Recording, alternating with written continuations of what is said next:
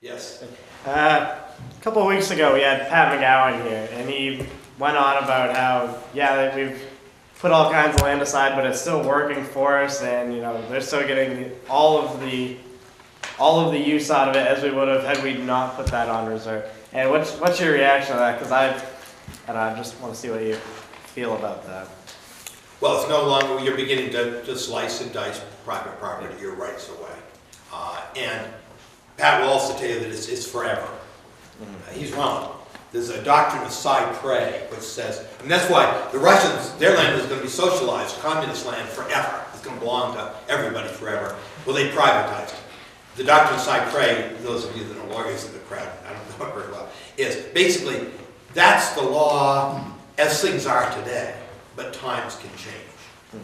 Laws can change ultimately.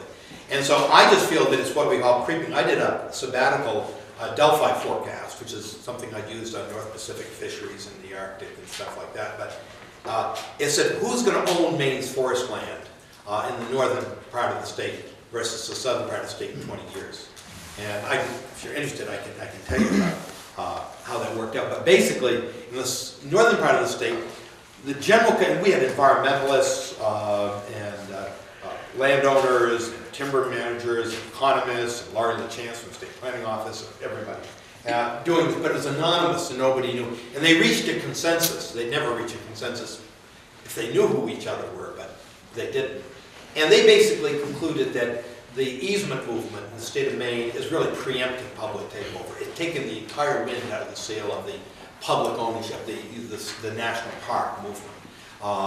Now, there was some that were concerned that it's a stalking horse, Roxanne Quimby and people like that are doing it. They're going to suddenly give it all to the state. It's suddenly going to become a national park. The general consensus of everybody over time was that no, it's a pretty legitimate movement, up within limits. I mean, you don't necessarily want all your land given up because it precludes an interesting or better use. What if we find a cure for cancer? Et cetera, in those trees. And I look at the tree as, if you've got a beautiful spruce, and we took over the boat school, and we've got kids building boats down in Eastport the last 3 years that I was at Hudson. And you look at the tree, there's an elemental loss. If you have a beautiful standing piece of, let's say, white spruce, or a black spruce, a slow-growing black spruce, that falls down and rots and decays, and where it could have been turned into a Stradivarius violin.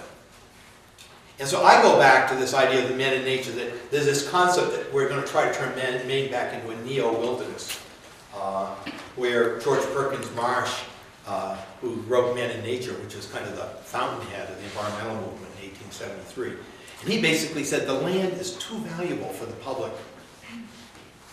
It's got to be left in private hands, and value-centered private hands.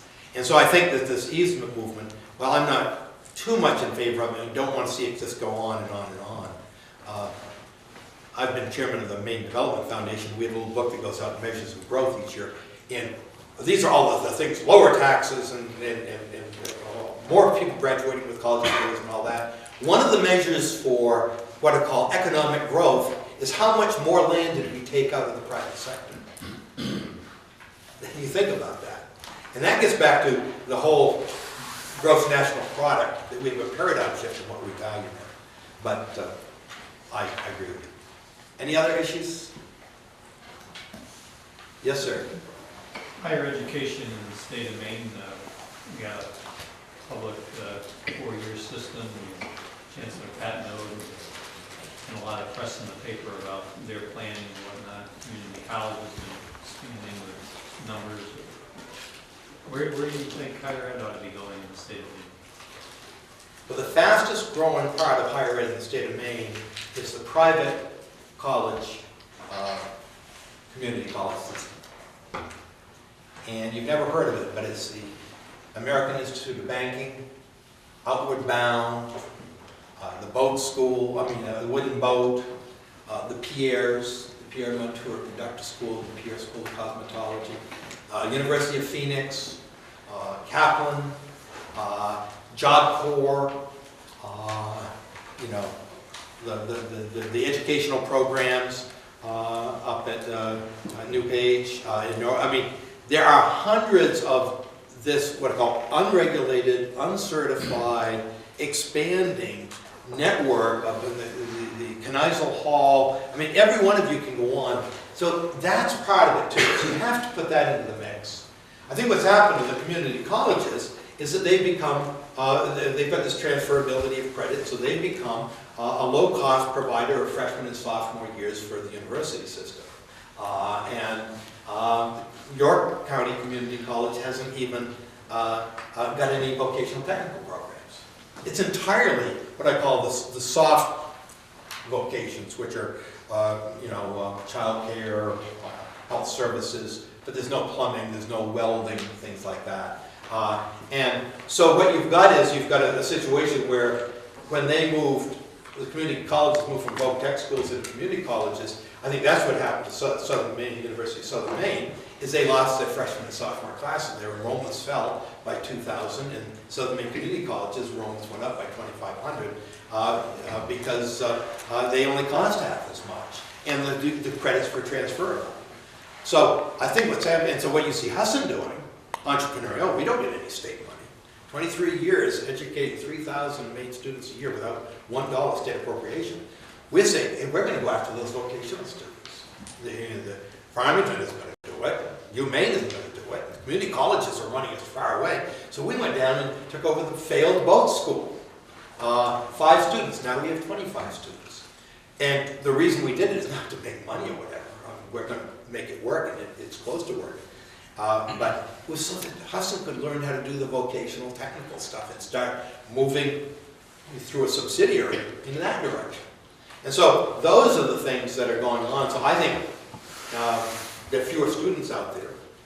And if the economy doesn't improve, they're going to keep leaving. So we've got a smaller area. And so my feeling is that you guys are somewhat protected. My theory is that every town that has a university, public institution should keep it, but no town should have 2.